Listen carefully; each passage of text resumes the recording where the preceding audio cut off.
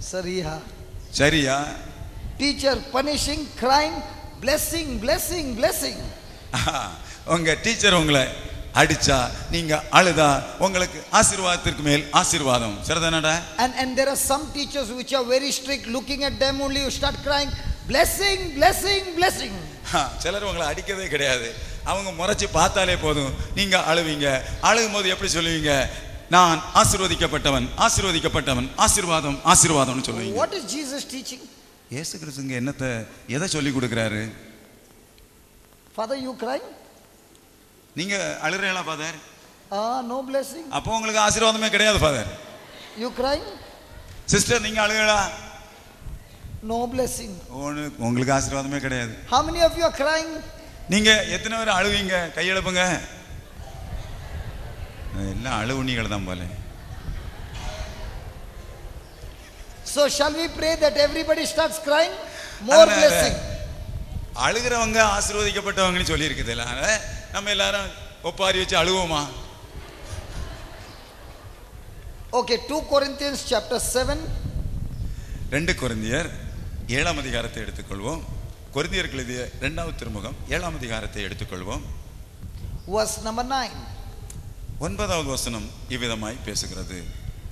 Now I rejoice not that you were made sorry, but that you sorrowed to repentance. For we were made sorry for a godly manner, that you might receive damage by us in nothing. இப்போது எனக்கு மகிழ்ச்சி தான், நீங்கள் மன வருத்தம் அடைந்தீர்கள் என்பதற்காக அல்ல, மாறாக உங்கள் மன வருத்தம் மனமாறச் செய்தது என்பதற்காகவே மகிழ்ச்சி அடைகிறேன். நீங்கள் கடவுளுக்கு ஏற்புடைய முறையில் அந்த மன வருத்தத்தை தாங்கிக் கொண்டீர்கள். ஆகவே நாங்கள் உங்களுக்கு எந்த இழப்பையும் வருவிக்கவில்லை. I rejoice. நான் மகிழ்ச்சி அடைகிறேன். Not that you were made sorry. நீங்கள் வருத்தப்பட்டதற்காக அல்ல. But I rejoice because you sorrowed to repentance. ஆனால் நீங்கள் மனம் மாற்றத்திற்கேற்ப மன வருத்தம் அடைந்தீர்கள். Verse 10. For godly sorrow works repentance. கடவுளுக்கு ஏற்புடைய முறையில் தாங்கிக் கொள்ளப்படும் மன வருத்தம் மீட்பு தரும் மனமாற்றத்தை விளைவிக்கிறது. There are 2 kinds of sorrow. 2 விதமான மன வருத்தம் இருக்கிறது. One sorrow, ஒரு அழுகை, material sorrow. அது உண்மையான மன வருத்தம். He got 2 cars. உண்மையான மன வருத்தம் அல்ல. அவருக்கு 2 கார் இருக்குது. I got 1 car. எனக்கு ஒரு கார் தான் இருக்கு. He got that job. அவருக்கு ஒரு நல்ல வேலை இருக்கு. I did not get a job. எனக்கு ஒரு வேலையே கிடைக்கல. He got promotion. அவர்களுக்கு பதவி உயர்வு கிடைத்தது. I did not get promotion. எனக்கு பதவி உயர்வே கிடைக்கல. His wife brought 2 chains. அந்த வீட்டுக்காரர் அந்த அம்மாவுக்கு 2 நகை வாங்கிட்டு வந்தாரு. My husband said I will bring stars. Not even brought Christmas star.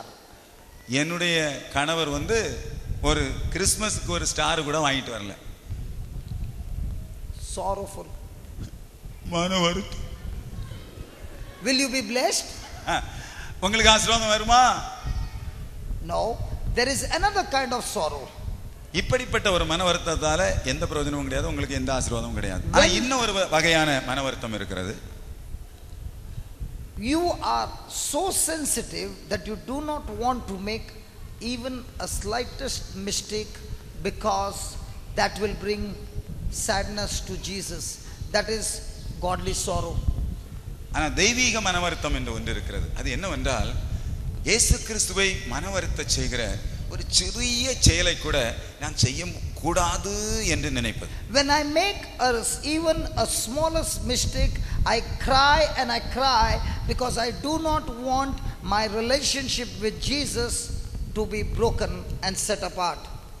ஒரு சிறிய காரியத்தில் கூட அது எனக்கும் இயேசுவுக்கும் உள்ள உறவை பிரிக்குமானால் நான் கதறி அழ ஆரம்பிக்கிறேன். ஏனென்றால் அவரை பிரிந்து என்னால் இருக்கவே முடியாது. When I even say a smallest lie, it causes me so much of sorrow because that lie is displeasing Jesus.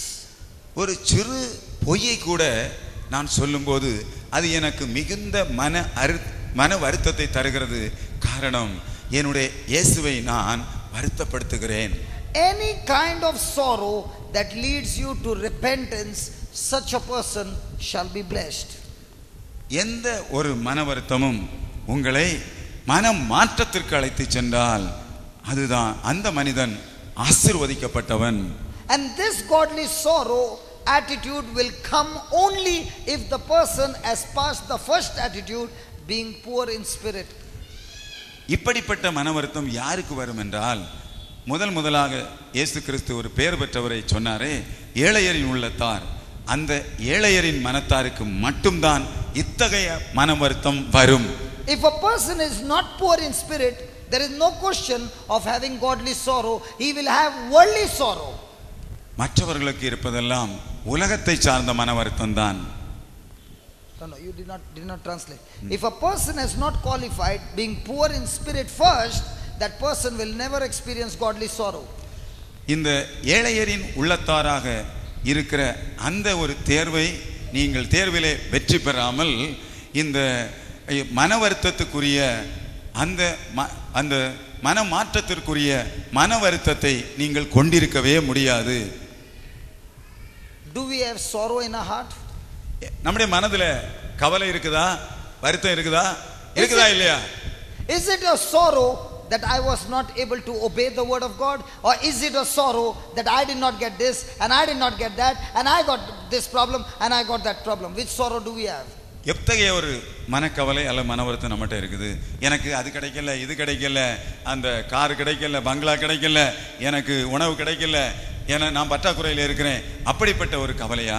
அல்லது என் கடவுளை நான் மன வருத்தம் செய்த அவரை மன வருத்தப்பட வைத்து விட்டேனே என்ற ஒரு மன வருத்தமா? எது உங்களுக்கு மன வருத்தமாக இருக்கிறது? Which sorrow do we have? உங்களுக்கு எத்தகைய மன வருத்தம் தான் இருக்குது? I went to father's house. நம்முடைய அருட்தந்தையினுடைய இல்லத்திற்கு நான் சென்றிருந்தேன். So I was showing father a video. அவர்களுக்கு ஒரு வீடியோ போட்டு காண்பித்தேன்.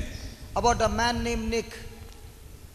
நிக் என்று விஜய் சிக் என்று சொல்லக்கூடிய அந்த நபருடைய அந்த வீடியோவை அவர்களுக்கு போட்டு காண்பித்தேன்.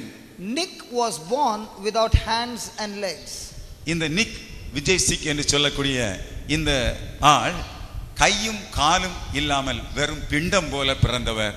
And Nick began to ask God, you are a good God, you cannot do any mistake, then why was I created without hands and legs? அவன் பிறந்து விவரம் தெரிந்த பிறகு கடவுளை நோக்கி ஒரு கேள்வி கேட்டான்.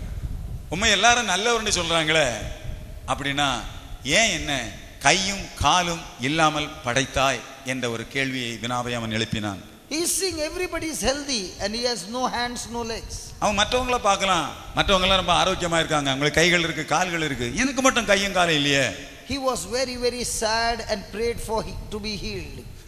ஆகவே அவன் இயேசுவிட்ட ஜெபிச்சான், இயேசுவே என்னை நீ குணமாக்கும், எனக்கு காலை தாரும் கையை தாரும் அப்படின்னு ஜெபிச்சான். And one day he began to read the Bible.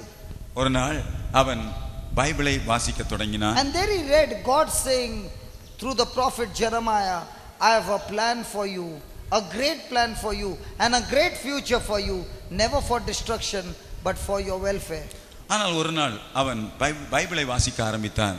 எரேமியாவின் புத்தகம் 29:11 இப்படி சொல்லப்பட்டிருக்கிறது, நான் உனக்கு என வகுத்திருக்கும் திட்டங்கள் நமக்கு தெரியும் என்றோ, அவை வளமான பிற்காலத்தையும் நம்பிக்கையும் தருவதற்கான நல்வாழ்வின் திட்டங்களே அன்றி கேடு விளைவிப்பதற்கான திட்டங்கள் அல்ல என்கிறார் ஆண்டவர் என்பதுதான் அந்த வாக்குறுதி. So he began to ask God, what plan, Lord? I don't have hands and legs. Who will marry me?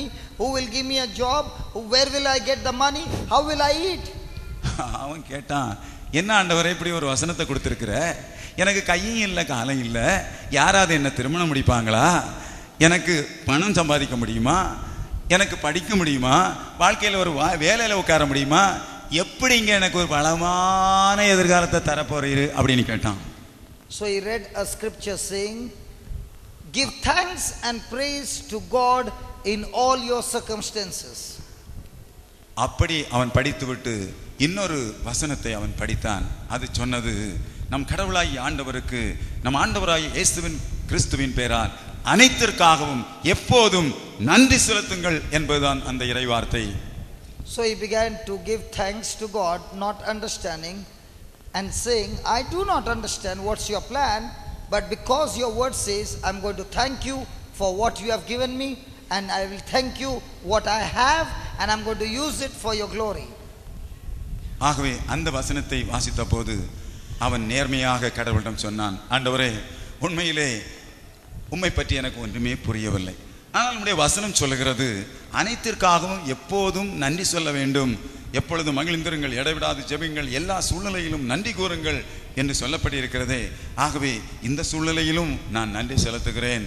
இப்போது நான் என்ன செய்ய போகிறேன் என்றால், எனக்கு நீர் எந்த தாளந்தை தந்திருக்கிறீரோ அந்த தாளந்தை உமது மகிமைக்காக நான் பயன்படுத்த போகிறேன் என்று சொன்னான். So he began to thank God that he had eyes to see, ears to hear, mouth to talk, so many other organs healthy. அவனிடம் இல்லாததை பற்றி இப்போது அவன் கவலைப்படவில்லை, இருப்பதை பார்க்க தொடங்கினான். ஆண்டவரே, எனக்கு 2 கண்கள் தந்திருக்கிறீரே, அதற்காக உமக்கு நன்றி. இயேசுவே, எனக்கு ஒரு வாயை பேச தந்திருக்கிறீரே, அதற்காக நன்றி. 2 காதுகளை கேட்கும் திறன் கொடுத்திருக்கிறீரே, அதற்காக நன்றி. சுவாசத்திற்கு ஒரு மூக்கை கொடுத்திருக்கிறீரே, அதற்காக நன்றி என்று சொல்லி இருப்பதற்காக அவன் நன்றி சொல்ல தொடங்கினான். As he began to study more and more of the word of God, peace began to come into him, and he began to apply the word in his life and began to preach the word of God. அவன் இப்போது என்ன செய்றான் தெரியுமா? இறை வார்த்தையை போதித்துக் கொண்டிருக்கிறான். ஒரு ஊழியக்காரனாக அவன் மாறி இருக்கிறான். அவன் இறை வார்த்தையை வாசிக்க வாசிக்க வாசிக்க அவன் அந்த இறை வார்த்தையால் ஆட்கொள்ளப்பட்டு இன்றைய ஒரு இறை ஊழியனாக அவன் மாறி இருக்கிறான். ஹல்லேலூயா! கைத்தட்டி ஆண்டவருக்கு நன்றி சொல்லுவோமா? Hallelujah. Hallelujah. His very weaknesses became his strength. அவனுடைய பலவீனம்தான் இப்போது அவனுடைய பலமாக மாறி இருக்கிறது. And he said, you got legs and feet and everything and you are sad.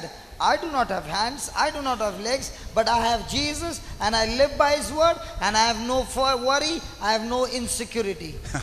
அவன் சொல்றான், இந்த பாருங்க, உங்களுக்கு 2 கை இருக்கு, கால் இருக்கு, எனக்கு இந்த 2மே கிடையாது. ஆனா கையங்காலம் இருக்கிற நீங்க சோகமா இருக்க பார்க்கும்போது தான் எனக்கு பரிதாபமா இருக்கு. நான் என் ஆண்டவரில் மகிழ்ச்சியுடன் இருக்கிறேன். எனக்கு பாதுகாப்பின்மை இனி ஒன்றுமே கிடையாது. என் கை போயிருமோ கால் போயிருமோன்னு சொல்லக்கூடிய அந்த கவலையே கிடையாது. கையங்காலம் இருந்தா தானே அது போயிடும்னு சொல்லி கவலையா இருக்கும், சரிதானா? அதனால கையங்காலம் இருக்க உங்களுக்கு இருக்கிற கவலை எனக்கு கிடையாது, உங்களுக்கு இருக்கிற பாதுகாப்பின்மை எனக்கு கிடையாது என்று அவன் சொல்லுகிறான். With his own mouth and with whatever body, he cooks his own food. அவனுடைய உணவை அவனுடைய வாயால் அவன் சமைக்கிறான். Praise God. Praise God. He began to preach from country to country. இவன் நாடு விட்டு நாடு சென்று இன்று ஆண்டவருடைய வார்த்தையை அவன் அறிவித்து வருகிறான். Today Nick is feeding more than thousands of other children who have no hands and feet in Africa, and is looking after them with the money that he earns by going from country to country preaching the word of God. என்ன செய்றான் தெரியுமா? இன்று கையங்காலம் இல்லாத இந்த தம்பி ஆப்பிரிக்க நாட்டிலே பசியின் கொடுமையினாலே பட்டினி கடந்து கை கால்களை இழந்திருக்கிற அந்த பிள்ளைகள் சுமார் 1000 பேருக்கு மேலே இவனுக்கு இந்த ஊழியத்திலே கிடைக்கிற வருமானத்திலே உதவுகிறான், உணவளிக்கிறான். பாருங்கள், கைத்தட்டி நன்றி சொல்லுவோமா கடவுளுக்கு? This is godly sorrow. இதுதான் கடவுளுக்கு ஏற்ற மன வருத்தம், மனமாற்றத்திற்கு ஏதுவான மன வருத்தம். Nick goes to hardcore murdering prisons. அவன் இன்று பயங்கர கொலையாளிகள் இருக்கக்கூடிய சிறைச்சாலைகளுக்கு அவன் செல்லுகிறான். And he says to the prisoners, Jesus loves you. அந்த கைதிகளை பார்த்து ஒரே ஒரு வார்த்தை தான் சொல்லுகிறான், இயேசு உங்களை அன்பு செய்கிறார். You got hands and legs. உங்களுக்கு கைகளும் கால்களும் இருக்கின்றன. You used your hands for the kingdom of darkness